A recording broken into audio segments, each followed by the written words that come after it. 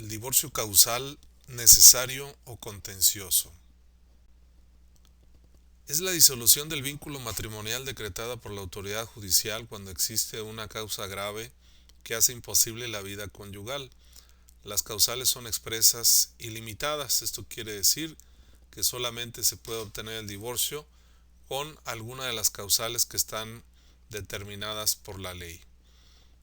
En este tipo de divorcios se presupone la existencia de un cónyuge inocente y uno culpable, pero esto no quita que puedan ser ambos inocentes y culpables. Por ejemplo, él demanda porque ella abandonó y ella al contestar dice: sí te abandoné, pero porque me golpeabas.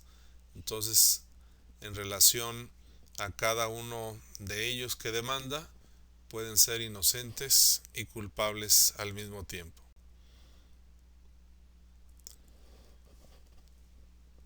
En la jurisprudencia que se menciona en la imagen, se determinó que el hecho de obligar a uno de los cónyuges a acreditar la existencia de una causal de divorcio, eso viola los derechos humanos de los cónyuges.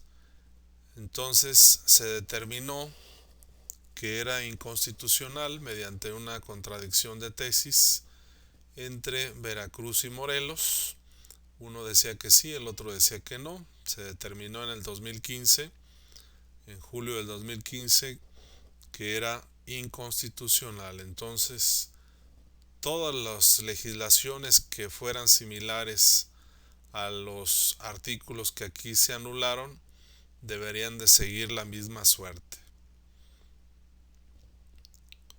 El 17 de noviembre del 2018 en Jalisco se eliminan las causales de divorcio, pero curiosamente quedan dos causales: el mutuo consentimiento y la solicitud sin un motivo.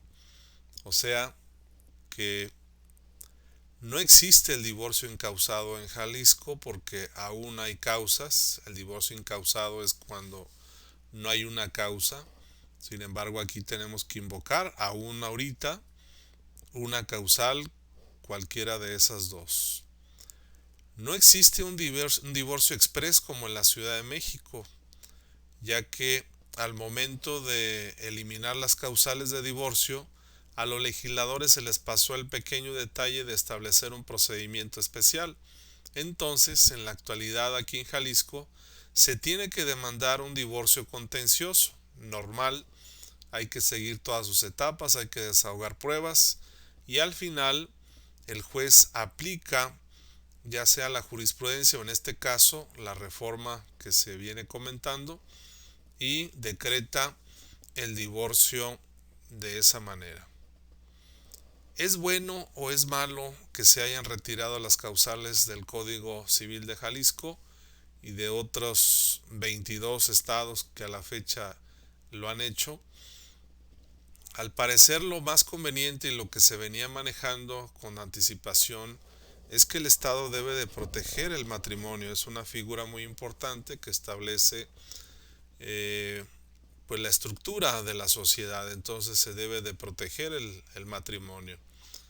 Pero si ese matrimonio no está funcionando, pues entonces creo que ya no tiene ningún caso que continúen juntos.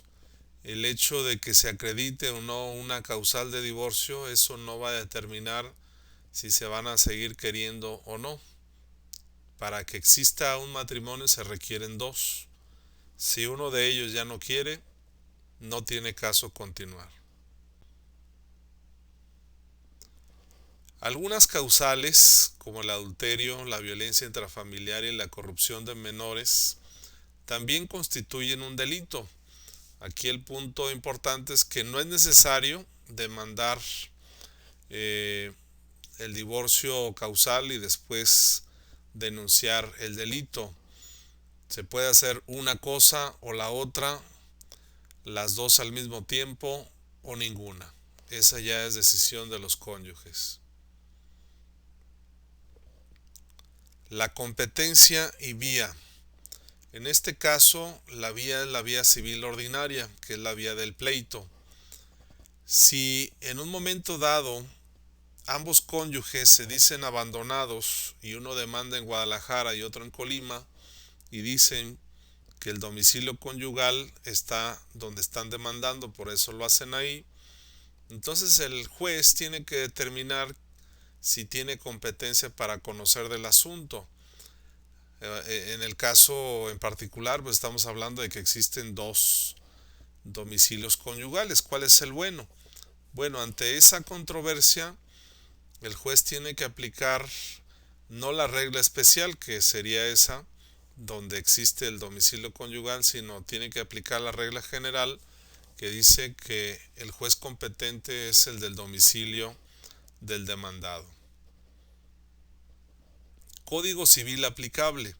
No es que existan varios códigos para aplicar, es único el Código Civil de Jalisco de 1995.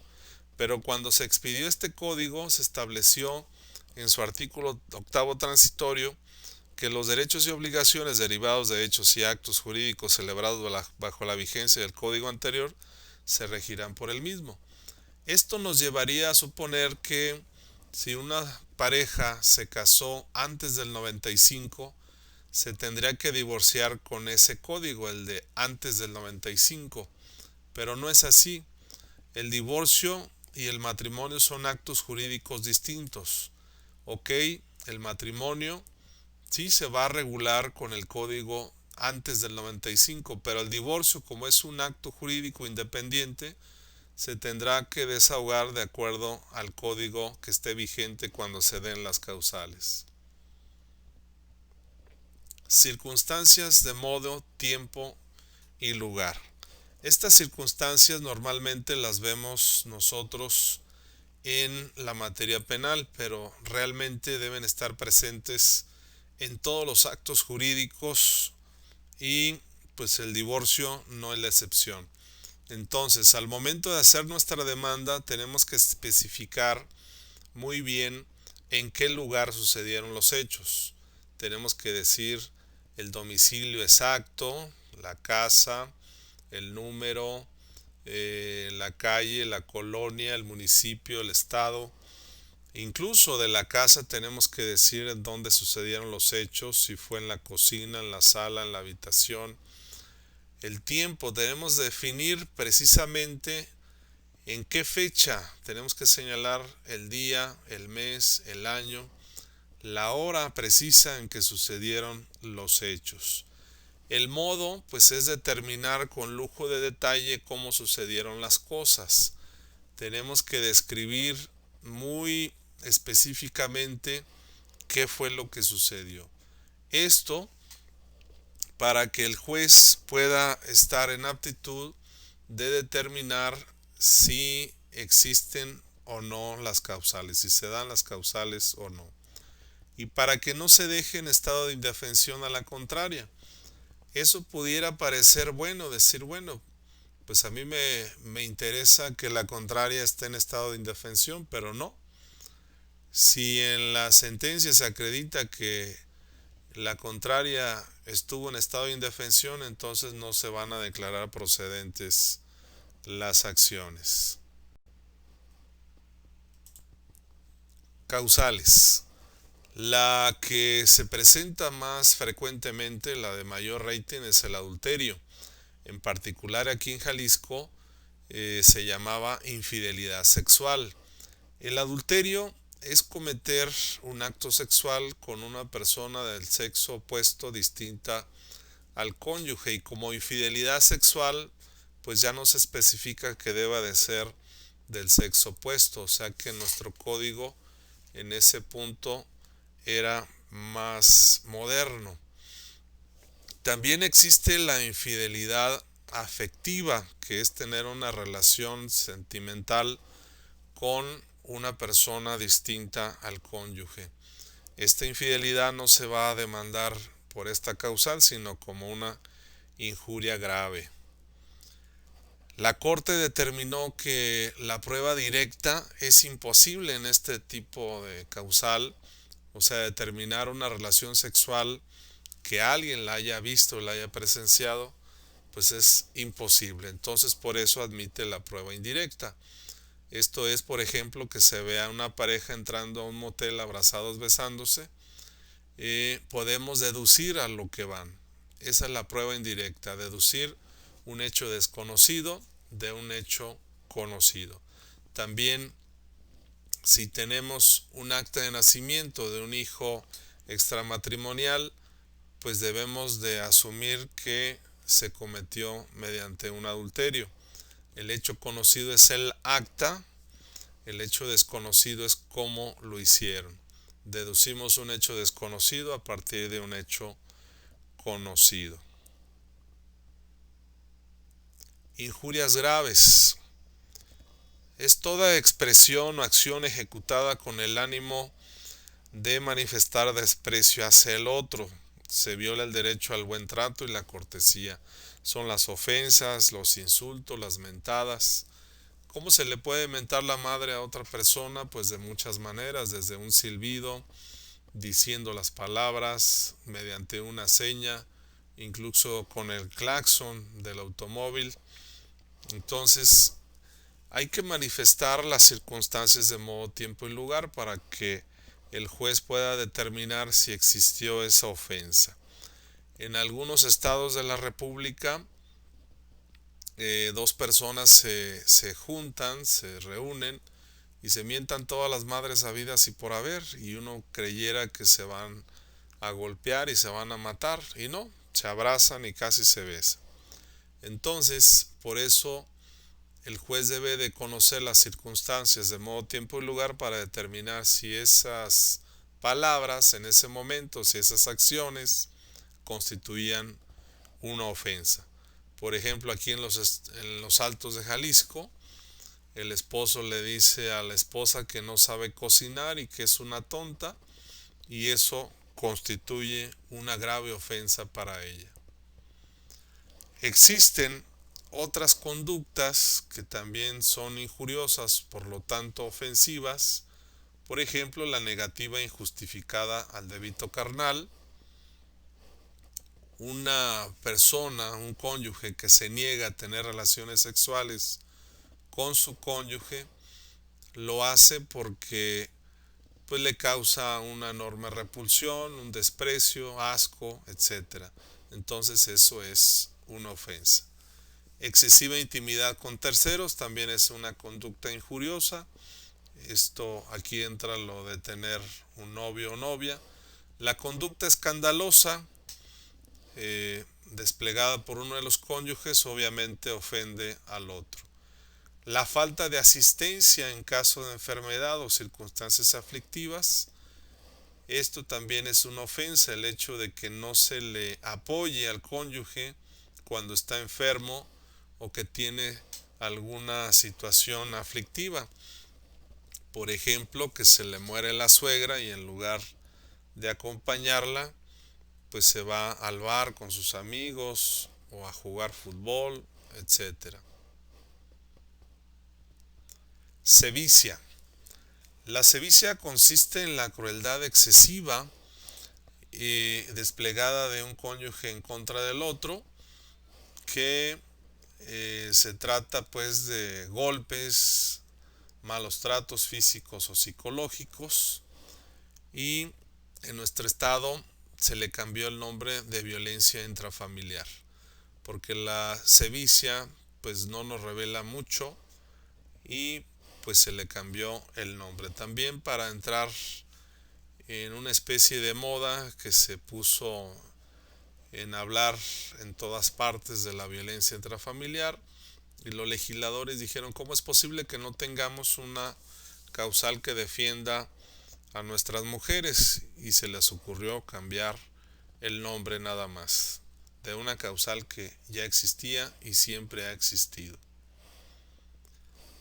Una jurisprudencia de la Corte de la Quinta Época dice que la sevicia es la crueldad excesiva que hace imposible la vida en común y no un simple altercado o un golpe aislado que puedan ser tolerados. Esta jurisprudencia pues llama la atención por el hecho de que refiere la palabra o la frase crueldad excesiva, como si existiera una crueldad que fuera aceptable o que fuera moderada, pues. Y también el hecho de que menciona de que no puede haber sevicia cuando haya un simple altercado, un golpe aislado que pueden ser tolerados. Obviamente, eso en la actualidad pues está completamente desfasado. Repito, es de la quinta época, por allá de 1960, y pues ya no se aplica.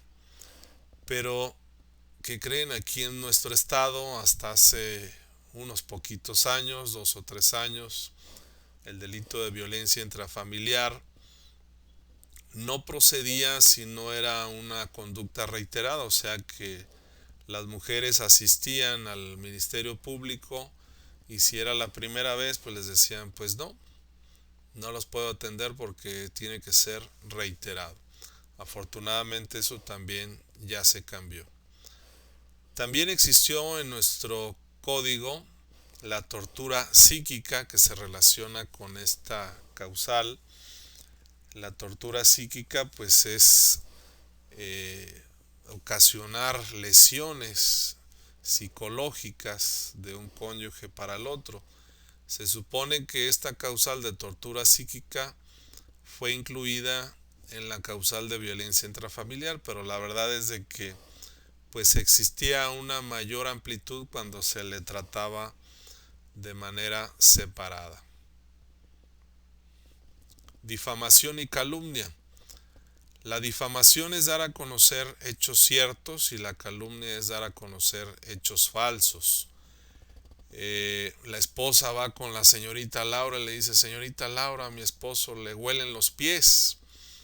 Y la señorita Laura dice, pues que pase el apestoso. Y él le dice, señorita, pues sí es cierto que me huelen los pies, pero ¿por qué se tiene que enterar todo el país? Eso afecta su reputación. Y pues los hechos falsos, pues ya, pues ni siquiera necesita un comentario. Amenazas. La amenaza es una promesa de que se va a ocasionar un daño en la persona, en sus bienes o en su familia. La amenaza tiene que ser real, tiene que ser seria. Un chaparrito le dice a su esposa fornida, robusta, más alto que él, dice, te voy a matar. Y a ella le da mucha alegría y dice, hasta que te acordaste. Pues obviamente que no es una amenaza real ni seria. El abandono del hogar conyugal. Se tiene que acreditar que existe el hogar conyugal y que subsiste. ¿Esto cómo es? Pues acuérdense que en algunos casos no se da la figura del hogar conyugal. Entonces hay que, cuando se demande esta causal, hay que acreditar que sí se dio, que sí existió el hogar conyugal y que subsistió aún después de que se abandonó, porque puede darse el caso de que él abandona y ella al mes se va con su mamá. Entonces, si él quisiera regresar a su hogar, ya no lo puede hacer porque ya no existe. Entonces, su abandono, que era injustificado, ahora se torna justificado porque ya no subsiste el hogar conyugal. Por más de 6 meses sin causa justificada. Aquí hay que tomar en cuenta la temporalidad, los 6 meses. No se puede demandar antes. En una ocasión una señora se acerca y me dice, licenciado, quiero demandar por abandono del hogar. ¿Cuándo la abandonó? Pues el sábado, se fue el sábado. Necesita esperar a que transcurran los 6 meses. Ahora, la injustificación del abandono. Puede ser que exista alguna justificación. Por ejemplo, los que se van a Estados Unidos, inicialmente pues sí tenían una justificación.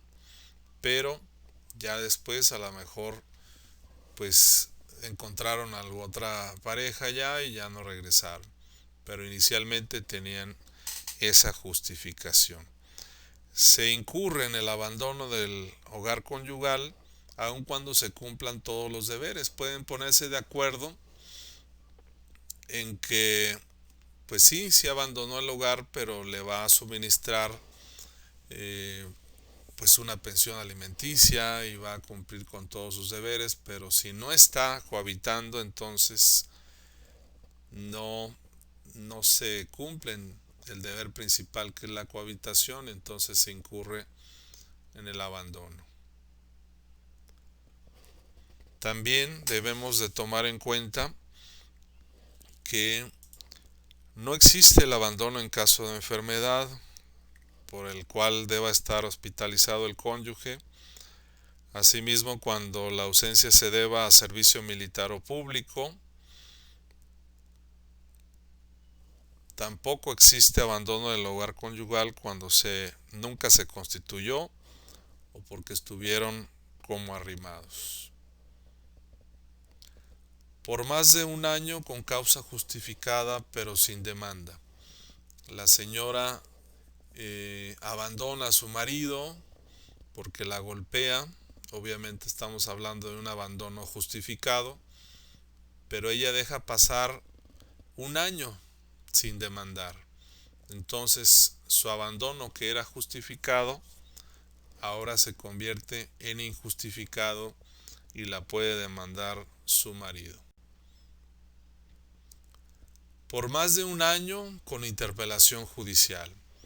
Este es el caso en que los cónyuges se encuentran separados y se le hace una interpelación judicial al cónyuge separado para que se regrese y se le recuerda dónde está el hogar conyugal y todo. Se le va a dar un año para que regrese y si no regresa entonces se le va a demandar.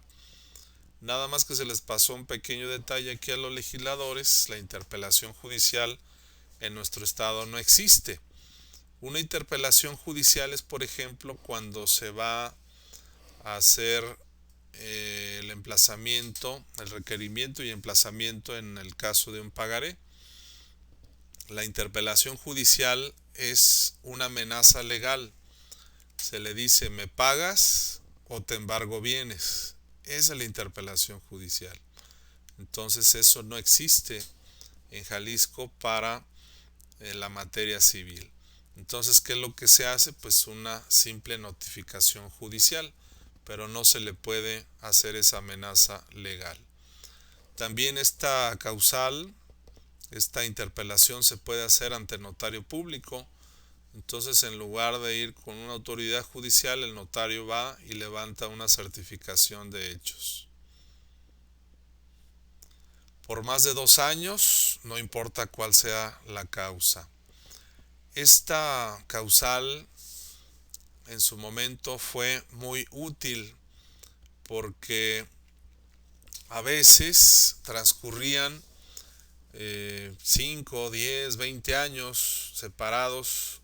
Muchos de ellos creían que ya estaban divorciados, por eso no promovían nada, pero no, la verdad es que seguían casados. Entonces ya a esas fechas todas las causales ya se encontraban caducadas. Entonces aquí con esta causal lo único que se tenía que hacer era acreditar que estaban separados y ya de esa manera el juez decretaba el divorcio. Incluso si se ponían de acuerdo en la separación, no se podía hablar de un abandono injustificado porque había un acuerdo. Esta causal se agregó a nuestro código en el 2009, fue de las últimas causales, de las más nuevas que se ingresaron al 404.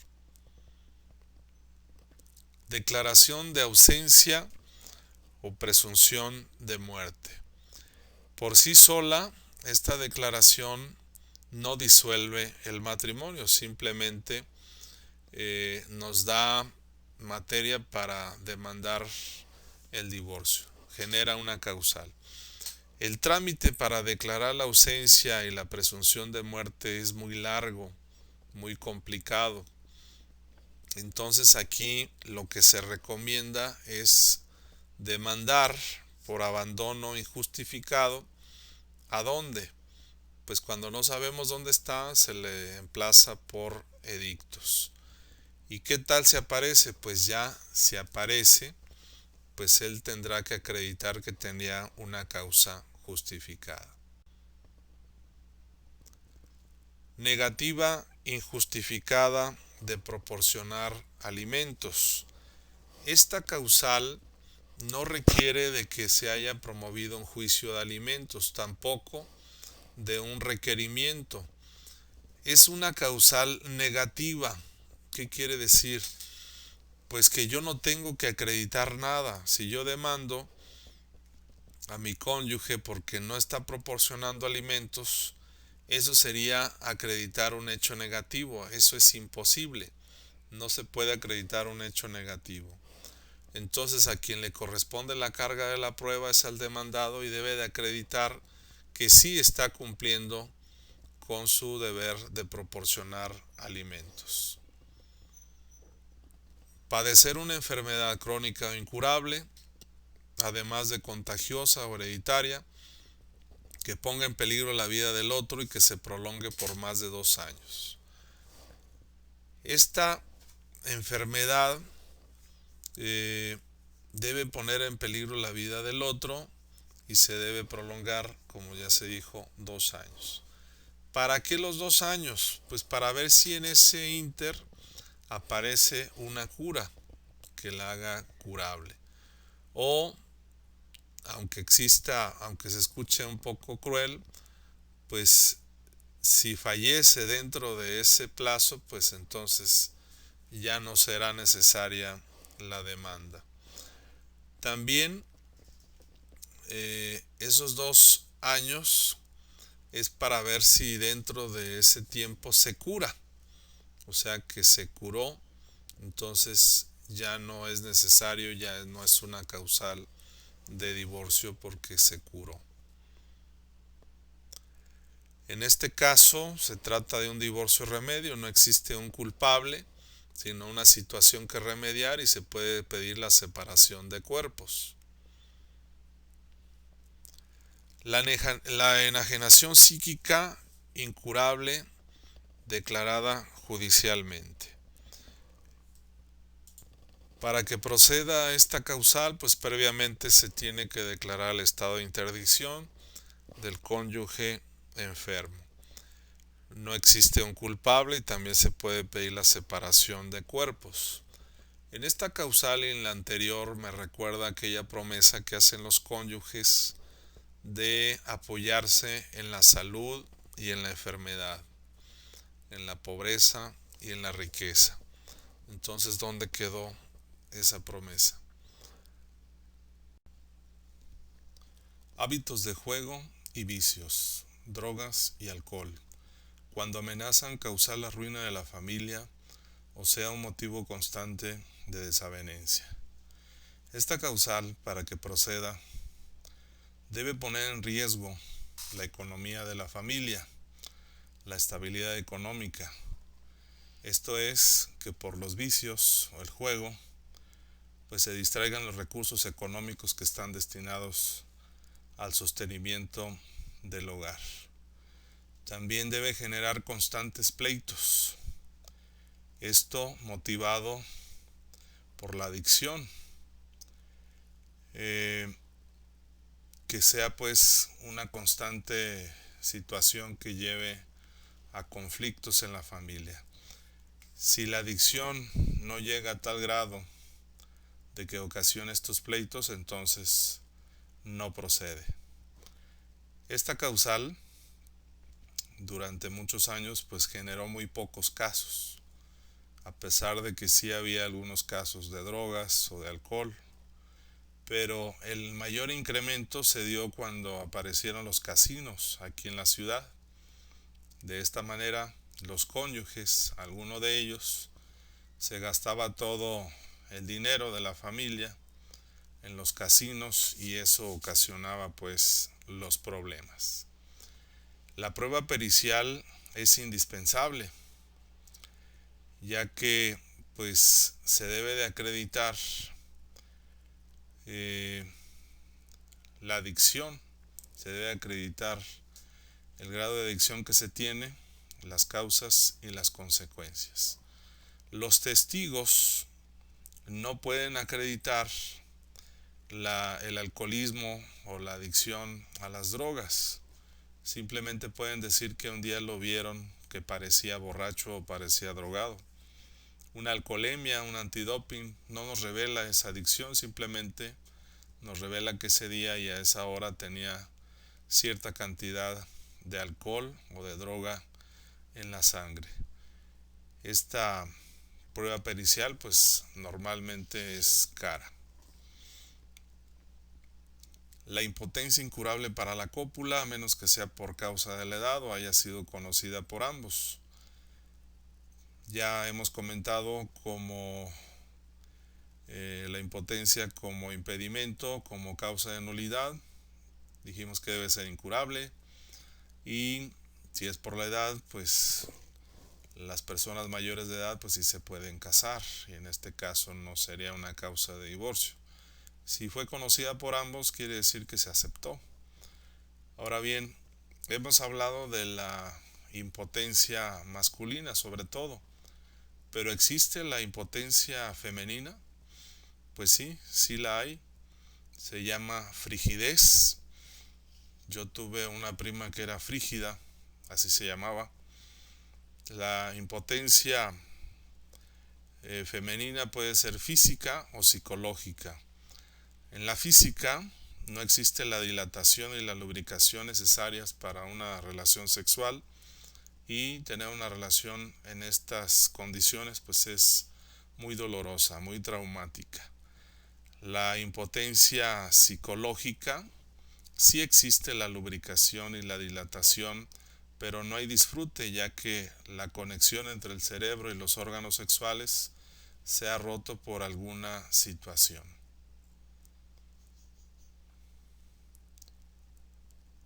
La incompatibilidad de caracteres. Esta es una de las causales que más se demandaba y que menos se acreditaba. ¿Por qué? Porque pues no había un amplio conocimiento de lo que es el carácter. El carácter de una persona es la imagen que se tiene por dentro. Al igual que tenemos una imagen por fuera, tenemos una imagen por dentro que nos determina cómo somos. Entonces, para poder ver esa imagen, solamente puede ser posible a través de una prueba pericial. Esto no tiene que ver nada con la compatibilidad que ustedes ven en la tele o en algunas páginas, la compatibilidad entre signos, la compatibilidad incluso entre nombres. Eso no es a lo que nos referimos. Científicamente es posible determinar el carácter de una persona y enseguida determinar si los cónyuges son compatibles de acuerdo al carácter que cada uno tiene. Esta causal solamente procedía después de un año de casados, ya que durante este tiempo pues se tenía la posibilidad de que se conocieran y vieran si eran compatibles. Cuando dos personas se casan es un choque muy fuerte, un encuentro con la realidad. Creían que se conocían, pero ya una vez que viven juntos pues es completamente diferente, nada que ver. Se encuentran dos desconocidos y requiere mucho tiempo para adaptarse. Si después de un año no se adaptaron, entonces se pueden divorciar.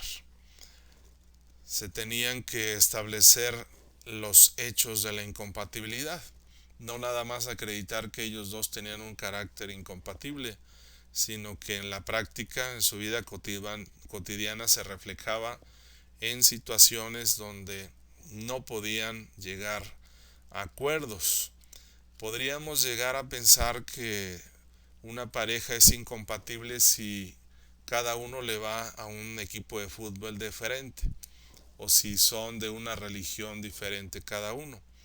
Pero eso no revela la incompatibilidad, perdón.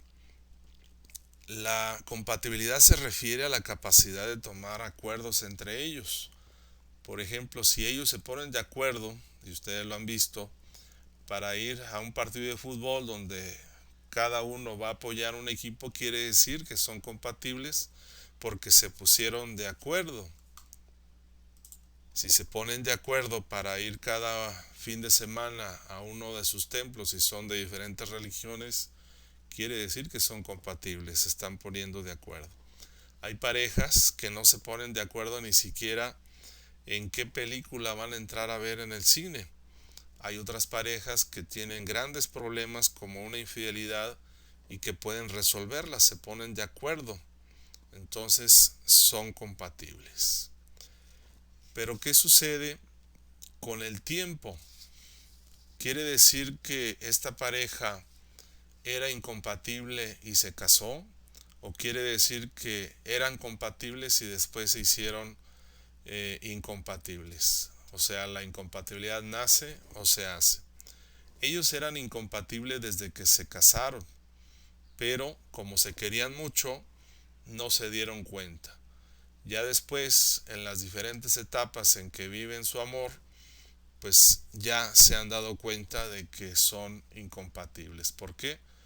Pues porque es un pleito constante y no se ponen de acuerdo nunca. Dicen en el pueblo, en el rancho, que los problemas se resuelven antes de llegar a la cama. Si no los resuelven, entonces quiere decir que son incompatibles.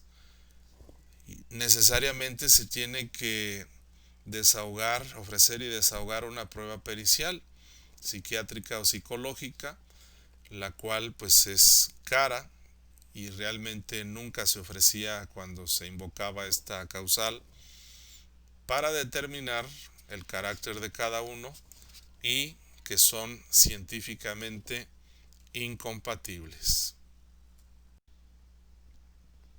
No acreditar las causas de divorcio o de ilegitimidad, nulidad del matrimonio. Esta causal es como de venganza. Si tú me demandaste por el divorcio o por la nulidad del matrimonio y no acreditaste, pues entonces ahora yo te puedo demandar. ¿Cuál va a ser mi prueba? Pues las copias certificadas del juicio donde no prosperó la acción. Que la mujer dé a luz a un hijo concebido con anticipación al matrimonio, o sea, un hijo ilegítimo. O sea, que durante el noviazgo se dio la concepción pues de este niño. Aquí lo curioso de esta causal es que se está sancionando, bueno, primeramente, si se fijan, es muy parecido a la infidelidad sexual o al adulterio, pero aquí se está sancionando una infidelidad que ocurrió en el noviazgo cuando no tenían la obligación de ser fieles. La propuesta de prostituir al consorte. Anteriormente decía la propuesta del marido para prostituir a su mujer. Aquí ya más evolucionada la causal, concibe la posibilidad de que la propuesta pueda venir de ambos lados. Ahora bien, para que exista prostitución se necesita obtener un pago, un cobro. Entonces, si es gratis, pues no hay prostitución. También hay que tomar en cuenta que es la pura propuesta. No es necesario que se dé la consumación para obtener la causal. Incitación para cometer un delito. El marido le dice a su esposa, ándale, róbate una manzana. Si Britney lo hace, ¿tú por qué no? O sea, la está motivando a cometer un delito. Esa, simplemente la invitación para hacerlo, es una causal de divorcio. Tampoco es necesario que se cometa el delito para configurar la causal. Actos inmorales para corromper a los hijos.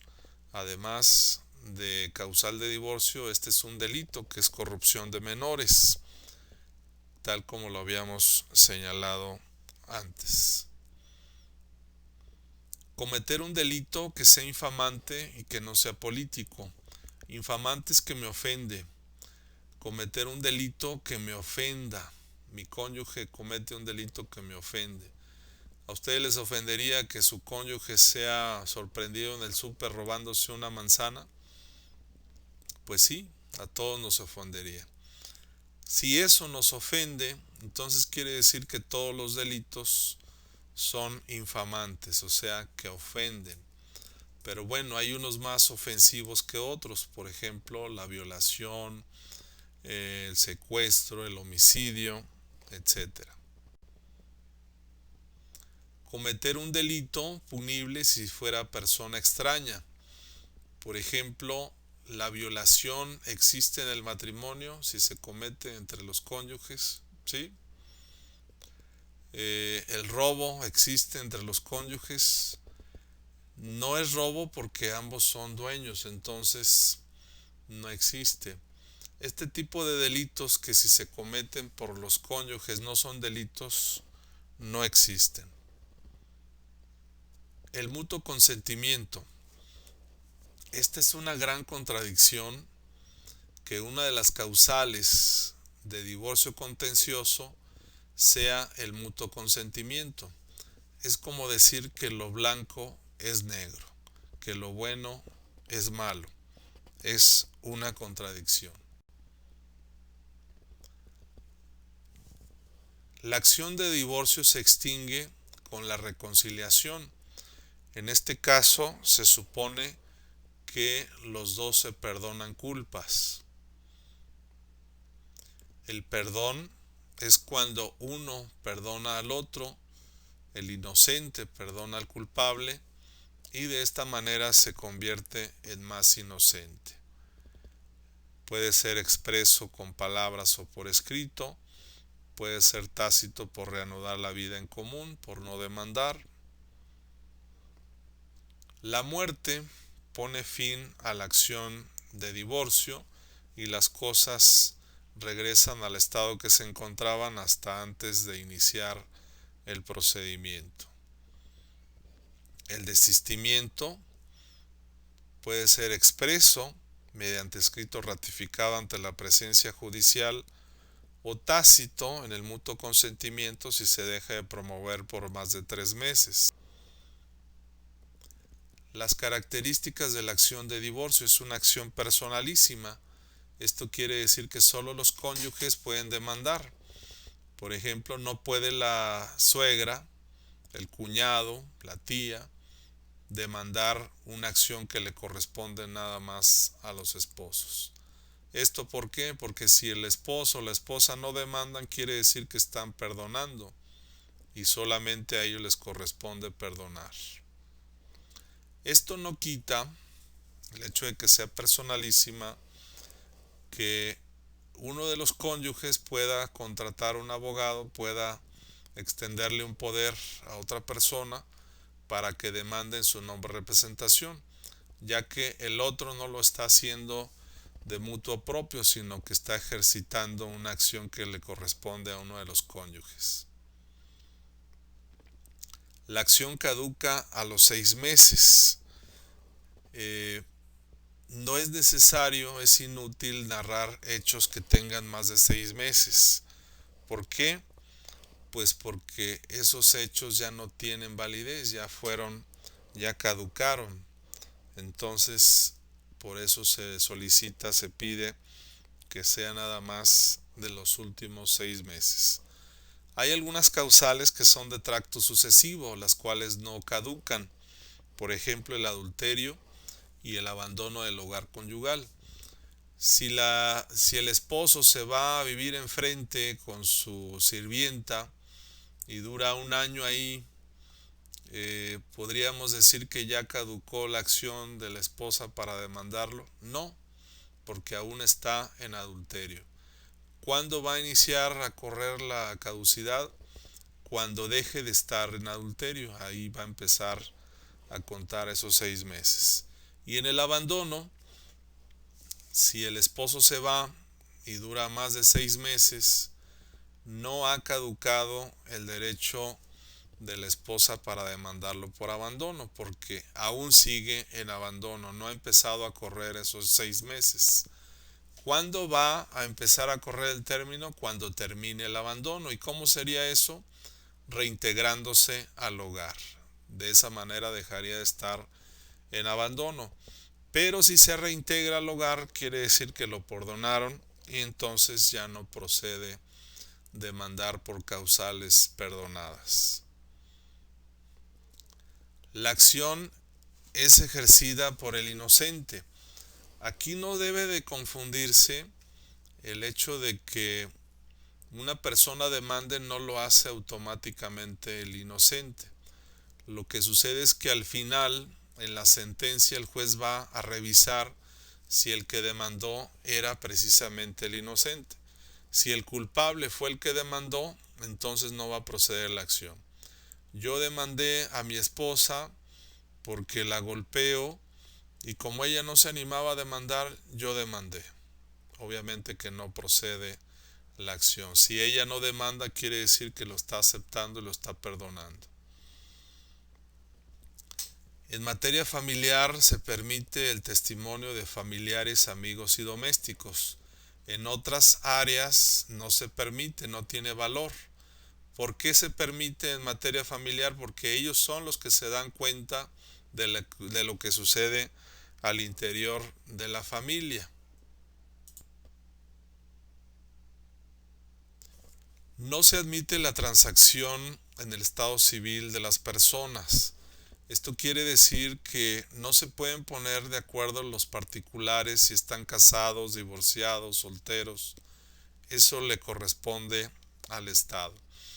Y esto pareciera contradecir al espíritu del convenio cuando se celebra en el mutuo consentimiento. O sea, se están poniendo de acuerdo para divorciarse, pero es el juez el que va a determinar el estado civil de las personas. Los cónyuges nada más lo van a solicitar. Ahora bien, en el divorcio contencioso hay una audiencia en la cual se pueden poner de acuerdo y se puede llegar a un convenio y divorciarse. Tampoco violenta la ley porque pues ellos solamente están celebrando un convenio el cual va a ser autorizado por el juez y va a ser elevado a la categoría de sentencia. La revisión de oficio, que ya está derogada, la llevaban a cabo los magistrados. Revisaban el trabajo del juez. Y eso pues era hasta cierto punto ofensivo, porque ¿cómo es posible que el magistrado le revise al juez como si no le tuviéramos confianza? La figura del juez merece toda la confianza. La figura no quiere decir que algunas personas que están de jueces. Fíjense bien, un juez puede quitarnos la libertad, nuestros bienes, puede darle órdenes al presidente, puede quitarnos la vida en algunos países. Entonces el juez merece confianza, merece respeto. Por eso actualmente se modificó. Ahora, en lugar de eso, se establece la obligación de publicar las proposiciones de la sentencia en el periódico oficial del estado de Jalisco. Un periódico pues que nadie lee. A lo mejor muchas personas ni saben que existe. Es como los edictos que vemos en los periódicos de circulación. Nadie los lee. Entonces, ¿qué caso tiene publicar las proposiciones? ¿Quién se va a andar metiendo a revisar, comprando el periódico oficial para ver si Juana y Pedro se divorciaron.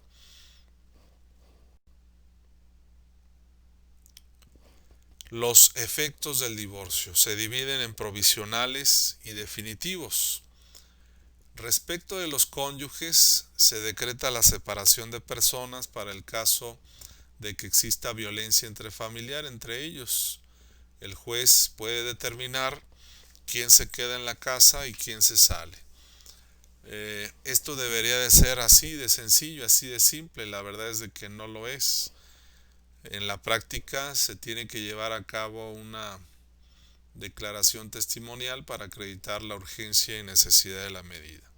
Entonces, mientras eso se hace, pues obviamente se pone en riesgo la seguridad, la salud y hasta la vida del otro cónyuge. Se decreta una pensión alimenticia provisional en favor de uno de los cónyuges si es necesaria y es urgente. Respecto de los hijos, se determina a quién le corresponde la custodia. Esto de acuerdo al orden de preferencias que establece el artículo 572. Se establece también una pensión alimenticia provisional en favor de los hijos si es urgente y si es necesaria.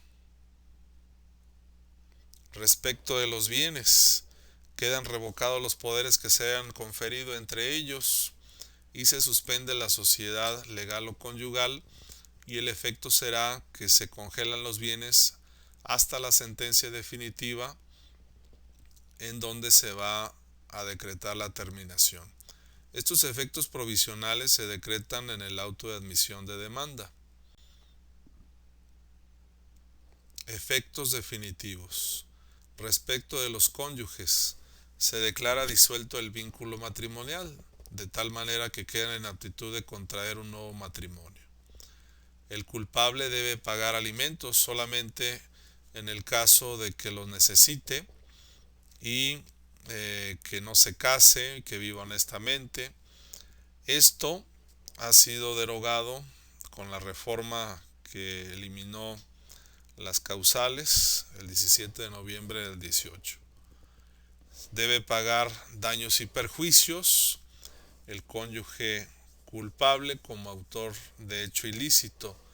Esto es, si el cónyuge inocente dejó de percibir una ganancia lícita, el otro debe de pagarla.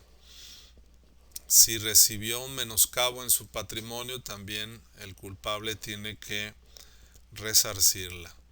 También esto fue derogado. Se gira oficio al archivo del registro civil y al oficial del registro civil de donde se casaron para que se levante el acta de divorcio y se anoten las de nacimiento y de matrimonio.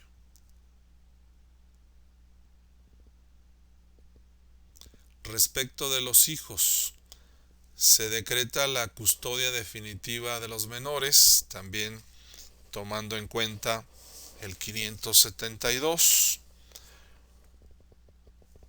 También se va a declarar si se suspende o se extingue la patria potestad en relación de uno de ellos. Esta parte es todavía un resabio que queda en nuestro código. Antiguamente, no hace mucho, el juez de oficio decretaba la suspensión y pérdida de la patria potestad en favor de uno, dependiendo pues de los hechos graves que se han dado entre ellos. En la actualidad eso ya no funciona, ya no se hace. Si no se demandó la pérdida de la patria potestad, entonces el juez no tiene por qué tocarla. Se va a decretar una pensión alimenticia definitiva en favor de los hijos, y respecto de los bienes se va a liquidar la sociedad de acuerdo a las reglas del código, de acuerdo a las capitulaciones o de las reglas de las sociedades civiles en general. El procedimiento es que se les va a permitir a ellos que se pongan de acuerdo en la liquidación. Si no se ponen de acuerdo, van a designar un liquidador. Si no se ponen de acuerdo, el juez lo nombra. Se pagarán deudas, se devuelve a cada uno lo que aportó y se reparte el sobrante. Si hay pérdidas, se dividirán de acuerdo a las aportaciones de cada uno. También se va a establecer la compensación hasta el 40% para el caso de que se hayan casado por separación de bienes y que uno de ellos se haya dedicado nada más al hogar o al cuidado de los hijos. Esta compensación va a ser hasta el 40%, no necesariamente del 40%, y tiene que ser de bienes que se hayan adquirido durante el matrimonio. Esta disposición es muy buena, pero realmente está dejando en nada la elección que ellos hicieron de manejarse por bienes separados, porque a final de cuentas se va a manejar como si hubieran optado por la sociedad legal o conyugal. Pero bueno, es un acto de justicia que cuando uno de ellos nada más se hizo rico y el otro se quedó en la pobreza por contribuir al hogar, al cuidado del hogar y a los hijos.